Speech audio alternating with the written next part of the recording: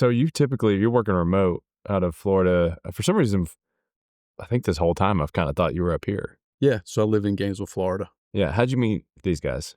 So, I have been in corporate development. My job at Warehouse on Wheels is I was brought on to kinda head up M&A, and since then, that role has kinda grown into commercial marketing activities. But my background has been in mergers and acquisitions, middle market private equity space, and the CFO of the business, Lucas Wright, who has been with John Brooks since day one, he and John had been kinda moonlighting the M&A function. You know, they've got a ton of private equity and M&A experience, so they could do it, but the deal flow was ramping up, and they needed somebody to kinda take that job on, so Lucas called me and immediately hit it off with the rest of the team. Loved John, Brent, Lucas already, obviously knew him, and so that's how I joined the business, and I lived in Gainesville, Florida, but the role is such that it's a lot of travel. It's a lot of time on the phone and emails and a lot of outreach, and you can kind of do that from anywhere and then travel as need be. And at this point, this was obviously kind of post COVID, so everybody had gotten used to working remotely, and some of the other guys were already kind of working here and there. So wasn't really a hurdle to get the job done, and that's how I joined the business. How often do you hop up here? So we usually come up at least once a quarter for board meetings. And then whenever there's some type of special either initiative or we have a certain topic we want to meet face to Podcast face interview. about, podcast interview. And just, it's good also just to come up and see folks face to face. So my team works here. I like to come up and What's a recent win that kind of made you the virtual fist bump? yeah. So one win that I'm particularly proud of is on the commercial side. So a lot of my effort recently has been focused on sales, marketing, and organic growth of the business.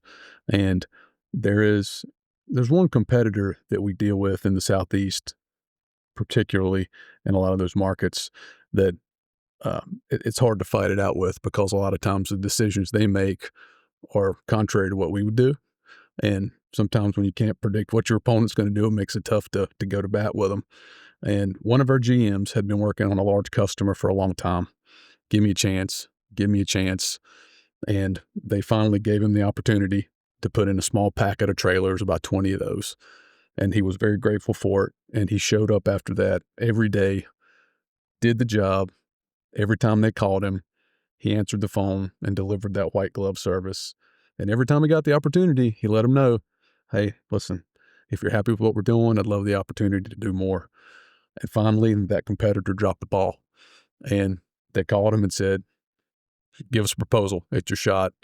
And we went in, we gave him a pitch, and it was at a fair rate. We didn't undercut anybody.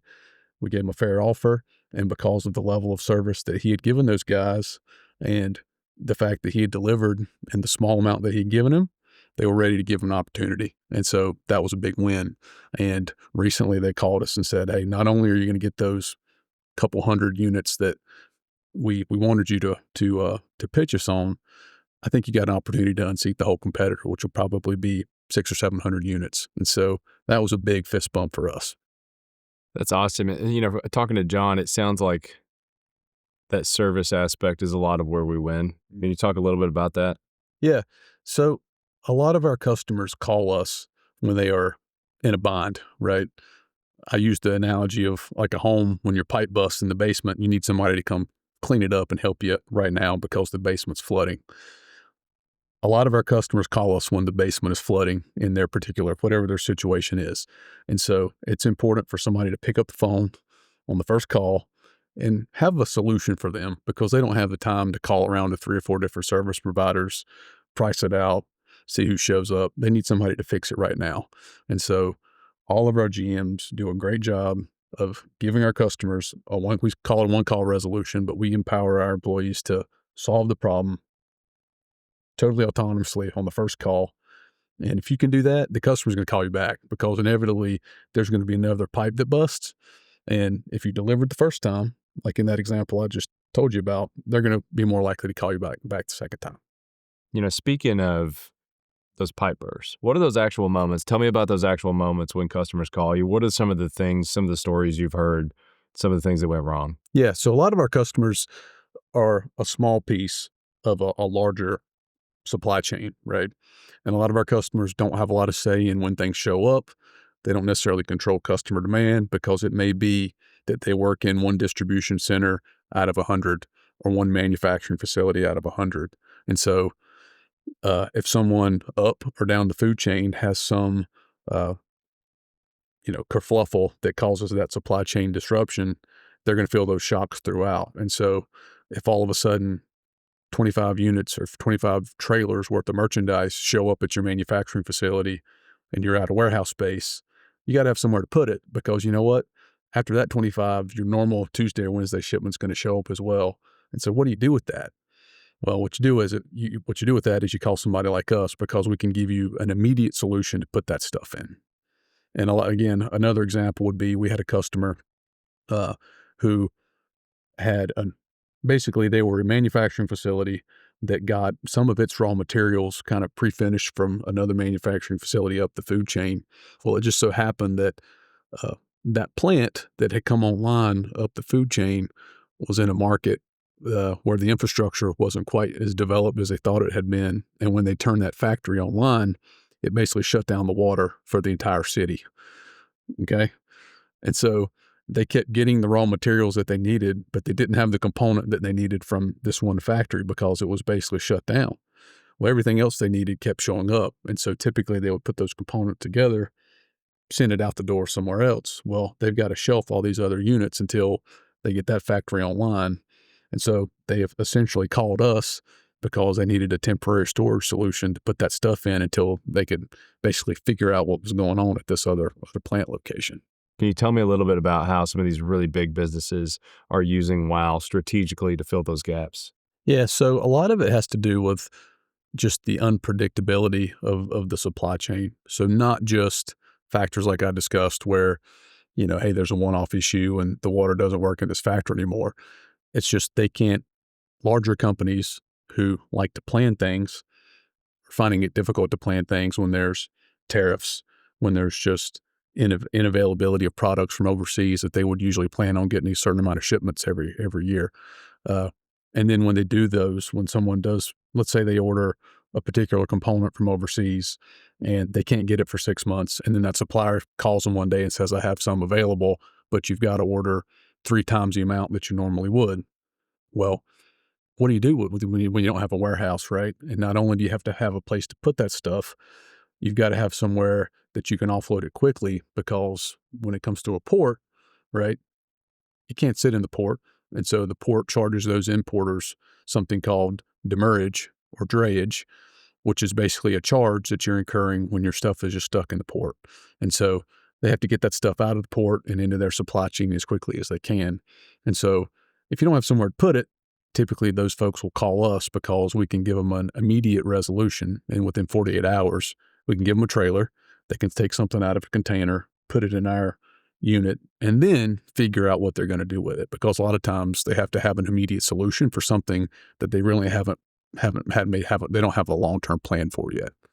What are those economics? John was telling us a little bit about it, but and it was like 30 times cheaper to use WOW than to pay those fees for a month, right? Yeah, so typically they could get a month for the amount of for the amount they're paying in demurrage per day, they could have a storage trailer effectively for a month. And when you lay those economics out for them and they see that, it makes perfect sense. You see that light bulb come on in their eyes. Back to your role a little bit, with development and trying to, grow the business, what's next for WOW? Like, what are you guys kind of focused on with growth, as much as you can talk about? Yeah, so we're always focused on pursuing acquisitions in an opportunistic manner. So that means it's in a good market, it's good business with good customers. And then we're also focused on organic growth, which means planting greenfield locations. And so our ultimate goal is to be in 100 locations across Mexico, United States, and Canada. And so that means finding customers who need our product, educating customers on it, because a lot of those just don't know who we are yet. And that's the fun part about this. And then going out in partnership with the ops team, setting up a location and actually putting something into the works. What makes a location a good fit for WOW? Yeah. So historically, I would say we would kind of develop a thesis about a market that we wanted to be in. We would do some economic analysis around businesses that are there, potential customers, and we would really plant a flag and start from zero. So we'd rent a location, hire somebody, and then we'd tell them to go out there and start selling and build a business from scratch. What we've learned is that a better approach is to basically follow the customers. And so we'll take larger markets. So for example, Alabama is a big market for us. We've got several locations from there. What we'd like to do is take existing customers, grow into their footprint, do a good job, similar to the example that I told you about previously. And so I would say, tell us where you're going. What locations would you love to do business with us with? What other locations can you refer us to, right? If you're using our product, chances are there are other locations that are doing the same thing who may not know about us. Give us a referral or at least give us a name. And so we can go and see if we're a good fit. And if we're a good fit, it's easier to grow and plant a flag once you've got another 100 units on rent with an anchor customer. What's the mix of, you guys using some instinct versus data and all this growth Yeah. planning? We try to be mostly analytical about it. And, you know, this is a simple business. And so there is data and the beauty of growing with your customers. And, if you think about it, it's easier to plan a jumping off point than it is to kind of plant a flag by itself. And if you've got a basis of operations, say in Columbia, South Carolina, it's easier then to go to Savannah, Charleston, and have a drop lot, start getting customers there. And when it's a critical mass, then you hire a GM versus just putting a location there by itself and then starting from scratch. But we look for a good mix of manufacturing, custom, basically diversifying industries. So there's always going to be logistics customers who need our units. Manufacturing, auto parts has historically been a good customer for us. Plastics.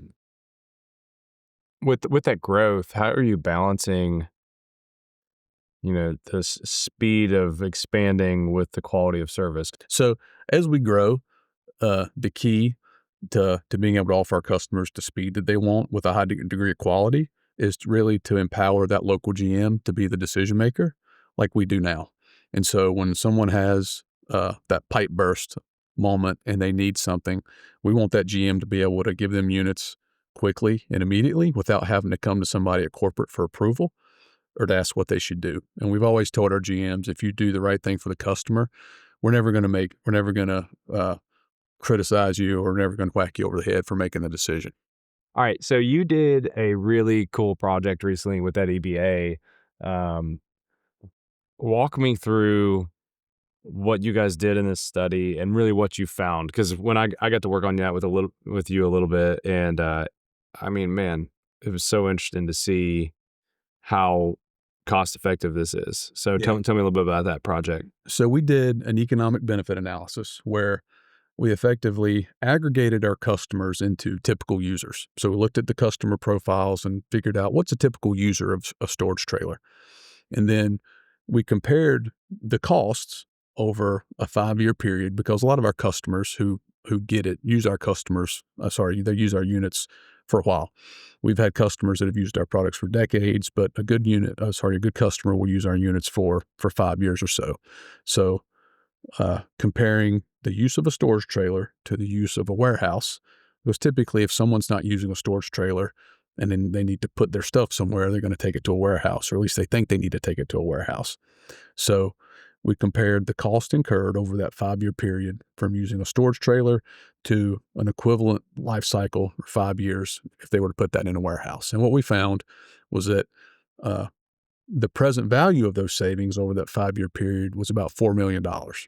And it really falls into two buckets. So one is the actual lease or / rental of the unit versus the warehouse space. And so on a square footage basis, the use of a storage trailer is about 3 to 5 times cheaper than an equivalent square footage of warehouse space. And so just apples for apples, it's just cheaper to use a storage trailer. The other thing that you've got to factor in, though, is that in addition to the square footage, they're just incidental costs. There's maintenance, there's upkeep. And in a warehouse space, you're paying for utilities, you're paying for common area maintenance. They're keeping the lights on, right? Somebody's got to be there and actually manage the warehouse space, and you're paying for a piece of that. And so there are just incremental costs that are associated with a fixed warehouse that you're not paying for in a storage trailer. Now, you're parking a storage trailer in a lot that's secure, or you can park it on our space. But when you factor in all of those components together, again, it's about $4 million cheaper over a 5-year period to use a storage trailer versus warehouse space. One thing I've wondered about is like how much harder is it really to get in and out, like stuff in and out of these trailers versus if they had a warehouse space? Yeah, so if you look at a modern warehouse, there's a lot of thought that goes into the layout of that space, and they're stacking things strategically, and it's automated, which sounds good, but it means that you often don't have a lot of control on where your stuff is in relation to the other things. So it can actually be difficult to get your stuff out of a warehouse space if the robots kind of put it at the back. And uh, when you rent a storage trailer, it's yours, and you can put your stuff in there in the order that you want. You can park it where you need it. A lot of our customers uh, actually fit the storage trailer into their overall, the management of the yard. And so they may put, and we can assist them with that, but they can barcode it and they actually can manage it. And we provide a dashboard where they can see things move around. So there's a lot more control, or there can be a lot more control when you use a storage trailer. Tell me, I haven't heard about this. Tell me a little bit about the barcode and the management. Yeah. So, the beauty of a storage trailer is that they are incremental. And because they're mobile, you have the ability to manage things into whatever the overall system is of your supply chain, right? And so let's say you have another facility that's close by and you're using our trailers to shuttle parts, that could be a cartage trailer. And then in the same location, you could also be using our units as a storage trailer. Well, it would be important for you to be able to manage those two separately so we can actually custom label those in whatever your verbiage is, or if you wanted a barcode or a QR code to be able to manage those, because if you're a large facility, right, you want to know what's coming on and off your yard. Uh, we actually have technology now where you can label it with the barcode or a QR code, and you can actually clock it like a clock, with a gun, and you actually tell what's coming on and off site. Hmm. I've wondered about how much harder it would be, because you can't necessarily forklift right up to something in the back of one. Right. Um, but I guess like what you're saying, like, yeah, but your stuff is much less likely to get blocked in. Yeah, well, you have a lot more control on the order that you put it and what goes in there and how you load it, because it's dock height. You're moving it up to your warehouse or your loading facility, and you're getting to put things in there. And so a warehouse is dock height, but you're pulling your trailer up there, particularly if it's not your own warehouse and you're just renting a portion of the space. The warehouse manager is going to put your stuff wherever they needed to go, and you're paying for the square footage. And so that's one of like in our economic benefit analysis, one of the unquantified benefits of using a storage trailer, although there is some monetary benefit to that. It's hard to put a price on it, but the ability to put your hands on your stuff when and where you need it is a strength of the storage trailer versus traditional warehouse space.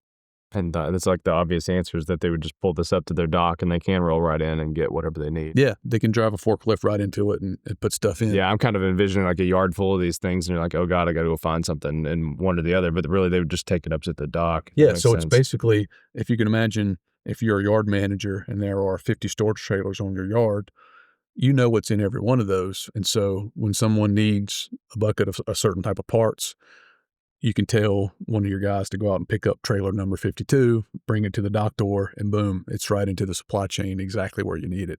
And the beauty of it is that storage trailer can move precisely to the point of need. And the trailer backs up to the warehouse or to the dock, and boom, you've got your stuff. If it's across town in a warehouse, there's actually an additional planning and logistical burden of having to say, okay, well, what are we going to do today? Now we got to go get our stuff and we got to bring it back to our manufacturing facility and kind of feather it into our supply chain. And that may or may not be efficient. Tell me about how WOW makes this national scale. You guys are in 3 countries. We've got, Hmm. I've heard different numbers. I think it's like high 30,000 to 40, maybe low 40,000 amount of trailers. Yeah. But it feels local Yeah. when you call somebody. Right. You're going to get the local guy who's going to come out and like be able to help you locally. How do you guys manage that? Yeah. So it's important for us to maintain a local presence. So a lot of our larger brands that we have acquired, we've maintained that local brand. Meisler, B&W Trailer Rentals, Advantage Trailer Rentals, those names have been in those markets for forever. And it's important for us, for the customers who have known and built relationships with those brands, to be able to see that. And when they look out on their yard, they can see an Advantage or a Meisler trailer because that's a name they can trust. And then not only do they trust that brand, we have a local GM, and that GM is empowered to make decisions and do what they think is best to maintain that customer relationship and to serve the customer. And so the customer knows that, excuse me, when they have an issue, there's one person they need to call. They've got one name, they got one number, and if they call Kelly McCain or Chris Martin, they're going to be able to solve their problem for them that day. And they're not going to have to go to somebody else in Crestview Hills to get approval to figure out what needs to be done to help them. Tell me a little bit about how, you guys are, you got this national brand that's in 3 countries. How do we keep that and make it feel local? Yeah, so the way we do that is largely by maintaining the brands that have been built over time in those local markets. And so that Meisler brand has been built by serving customers in Evansville for generations. Same for B&W Trailer Rentals, the same for Advantage Trailer Rentals. And whenever we have acquired a business like that, it's been important to us to keep that brand so that those customers who have built trust and built relationships with those brands can look outside into their yard and they can see an Advantage trailer or a Meisler trailer. And then, in addition to maintaining the brand, we empower that local GM to do what they think is best to serve the customer and to maintain that relationship. And so when the customer calls, when they have that pipe burst moment, they know that they can call Kelly McCain or Chris Martin, and that GM is empowered to help them out right then. And they don't have to call somebody in Crestview Hills to get approval to come on site or to help them figure out what they should do. Whenever we acquire a location, we generally keep everybody. So the same names are on site. When the customer calls the location, it's the same person picking up the day after the deal that it was the day before. And so they get the benefit of the local touch. They get the benefit of the relationship. And then in addition to that, they've got the benefit of our balance sheet in those, 36,000 units across the country. Whereas before, when Meisler or Advantage or Fitz were out of units, they had to go buy some, or they had to tell the customer, sorry, we can't help you. But if there's a customer now in any of those locations that needs more units and the location's out, you know what? We've got some down the road that we can probably send to you, not only with numbers of units, but also with unit type. And so a lot of our customers may have certain specifications. They may need a swing door versus a roll door. And again, those are specific needs that we, as a national presence with a company with a national presence, have the ability to meet that a local brand, just because of the logistics, may not be able to do for the customer. And so that's a net benefit for them as well. And then we can also pass through candidly just the benefit of pricing, because when we have a diversified company across those 40 locations, we can be a little bit more flexible in terms of price when it comes to, working with them if they got, specific needs about, rate, timing, and duration. We should talk about the flexibility. I don't know if John talked about that, but basically those non-quantifiable benefits in addition to price is just just the flexibility of the storage trailers versus the warehousing, being able to kind of scale up and scale down. So recently we've been talking about this short-term storage, long-term strategy. Mm. And, Wow's bringing a flexibility to someone's business where they can actually, instead of having to go build that warehouse space, Right. they have this ability to scale up and down. Can you talk me through how you guys really do that, what that means to the client, and just, how that looks in action? Yeah. So typically when a customer, uh, is building or looking to lease warehouse space, that's a long-term decision. A warehouse is typically going to want them to sign a 5-year lease. And if it's anything less than that, the customer's going to have to pay for it. And in addition to being inflexible in the duration of the lease, that warehouse also wants them to lock up a pretty significant portion of the square footage, because they're in the rental business too, and they've got a finite amount of warehouse space and they want it leased up. And so the only way you're going to get a price benefit is if you sign up for a long time and a lot of space. Well, the problem with that is, there are supply chain disruptions now. Our customers are dealing with the ability to they might need to buy in bulk in order to get a discount. And that means they can't make those long-term decisions like they used to. And so, the beauty of the storage trailer is that we have a month-to-month rental, and our customers sign a month-to-month rental. It's evergreen. And so when we deliver that storage trailer to them, they can keep it for as long as they need. And when they don't need it anymore, they can send it back. And so if you are a customer that needs 25,000 square feet of perceived warehouse space, we can fill it up for you with storage trailers. And then when you fill it up and you start dwindling that inventory down, well, you know what? When you start emptying those storage trailers out, you can start sending them back. Whereas if you've got 25,000 square feet of warehouse space, you start dwindling that inventory down, well, you know what? You're still paying for 25,000 square foot of warehouse space, and it may be empty. And so we're a lot more flexible. You can kind of dial in the square footage space to exactly what you need for how long you need it. And then the beauty of it is, again, it's mobile.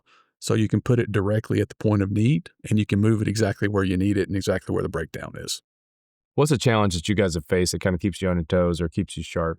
Yeah, I would tell you, uh, we work hard to try to deliver the types of units that our customers need, and it's not always about quantity, it's about specific type. And so customer A may need a swing door trailer. Customer B may need a roll door trailer, right?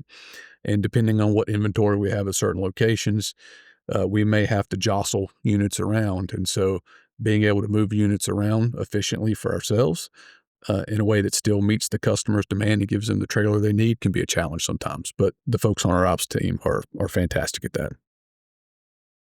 I know with your role specifically, you're focused a lot more on, you have your local market GMs, and they're the local guy that somebody calls when it's like a man, I need a trailer right now.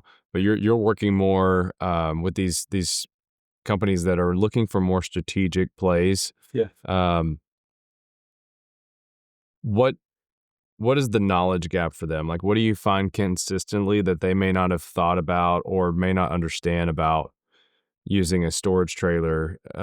Like, what do you run into most consistently with them, and just something they haven't realized? Yeah. So we consistently run into uh, a potential customer that candidly has never heard of storage trailers as an option.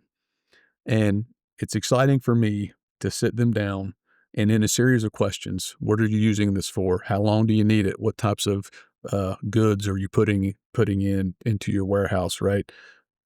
You start asking those questions and you start leading them to the storage trailer and you walk them through the use case and their eyes light up and the light comes on and they realize, man, this is really what I need. I don't need warehousing. I need a storage trailer. And so uh, that's what's exciting for me is being able to walk them through that. So one thing that's really impressive with Wow is just company comes in, they start using you guys, tend to stay, Yeah. right? Like the lifetime value of that customer is high for us because Right. they don't leave. Um, why are they choosing to stay with Wow? Because there's competition.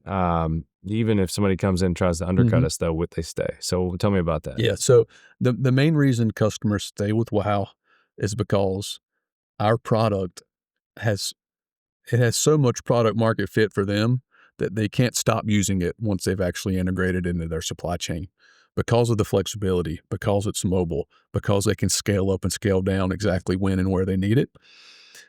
They literally just can't go back to using a warehouse because our trailers have become part of their supply chain, and so they're stuck with us.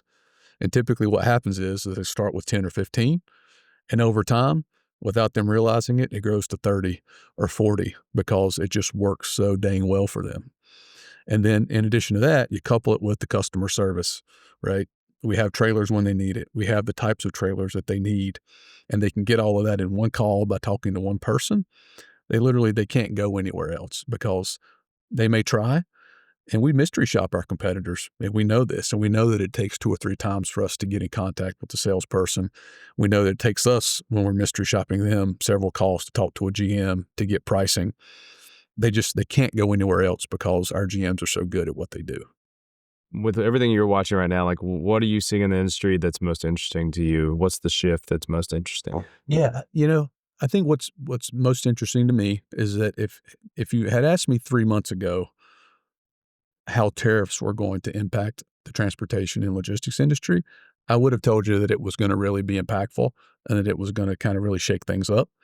But I think that a lot of our customers have gone through COVID, they've gone through supply chain disruptions, and they know how hard it is to plan and they know how hard it is to actually predict what's going to happen. So largely, a lot of folks are just waiting and seeing.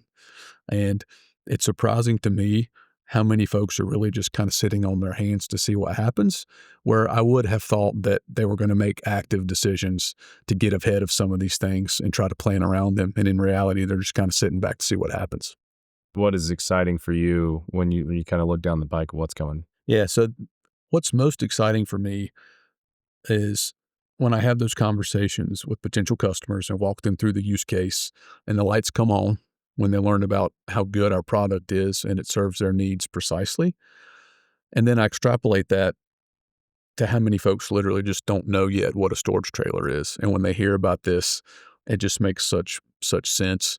That road to 100 locations actually isn't as difficult. I think there's actually a very viable path to getting there, and probably even more because there's such a white space of folks who need to learn about warehouse on wheels, and they need to learn about what a storage trailer can do for them and how it can really help them grow. Tell me about some of these industries Yeah, that you're talking to.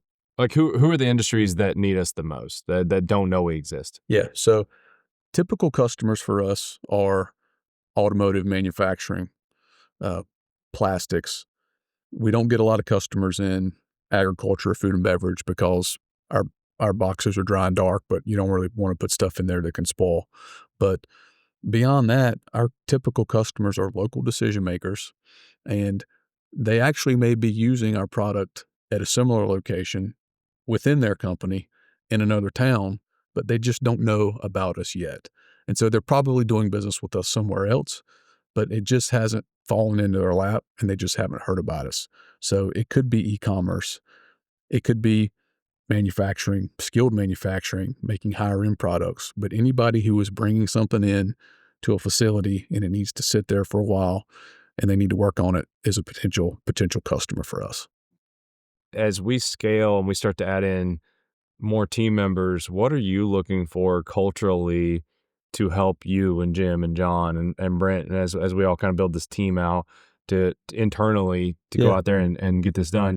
I look for folks who have a high ability to take ownership of what they're doing, and then the ability to work in an environment that has a little bit of ambiguity to it, because we've got a very good picture of what the future looks like and where we want to land this thing. But in a lot of ways, we're kind of feeling our way there, and we're mapping. We're putting together the racetrack as it's kind of taking off, putting together the race cars that's going around the racetrack, and so there are folks who thrive in that environment, and there are folks that have trouble in that. And a lot of the folks that we've hired here can work autonomously and they feel comfortable making decisions, and we've empowered them to make decisions. And those are the folks that fit in really well here. When we started, I was surprised by how much autonomy and ability, even as an executive, John gave me to make decisions and really just get things done. All right, so you've been doing this for a few years. So far, when you think back, like what is one of your proudest moments of what you guys have been able to do so far? Yeah, I would say uh, the number of acquisitions we've been able to complete since we've been here, with a relatively small team. Obviously, everybody has pitched in and helped out with that, but I've been particularly proud of our team in our ability to actually kind of uh, churn out a pretty high amount of volume with a pretty high degree of quality and get a bunch of transactions done in a tight time frame. So one of the cool things about the business model here is that you guys aren't your typical when you acquire a company, you're not this typical acquirer where it's like, all right, see y'all later. Like we're gonna change everything. We're gonna rename this, new colors. This is our thing. We just bought your footprint. Like Right. you guys really want that brand, that name that everybody trusts. You want those local people working in your continuing to work in the business. Right. Can you tell us a little bit about why that matters to those people that get to work with those a local mom and pop business that's going to trust that family business? Right. Why does that matter to them? Right. So a typical seller to Warehouse on Wheels is a trucker who has built his business over 20 or 30 years, 10 or 15 trailers at a time. And they've gotten to a point where they actually woke up one day and they have something pretty meaningful. But like a lot of small business owners, they don't have a good way to monetize it. And so typically they're around the age of retirement. They typically don't have a succession plan and they need to monetize what they built, but they don't have a good way to do it. And they want to do it in a way that's respectful of the folks who work with them and have worked for them for generations. So they typically have a team who have been with them for, in some cases of our acquisitions, 30 years. And they don't want to sell it to a fly by night who's going to cut the back off a stout and flip everything over and get rid of those folks, because if they knew that was going to happen, they probably wouldn't sell it. And when we tell them we're not going to do that, we also say, oh, by the way, here's a list of folks who we bought the business of, and we've told them the same thing. And you can call them and you can ask us, you can ask them what we've done for them. And we've got a whole list of references of folks who have sold us their business that we've done right by all of their teams. One, because it's the right thing to do. And two, it's good for business because, again, not only have those businesses been built over 30 years, they've built relationships locally, they developed customers over 30 years. And those customers have to know that they're going to get the same service the day after the deal that they did the day before.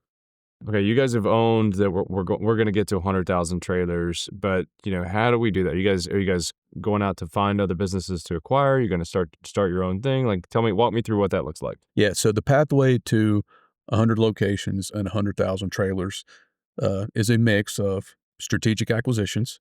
So ideally, some big chunky acquisitions because we have some targets who have substantial footprints in large markets, and if we can transact with those, we certainly want to do that. It's going to be a significant amount of add-ons. So those are smaller transactions that typically join a subsidiary brand or become a part of that. And those are packets of maybe 200 or 300 trailers.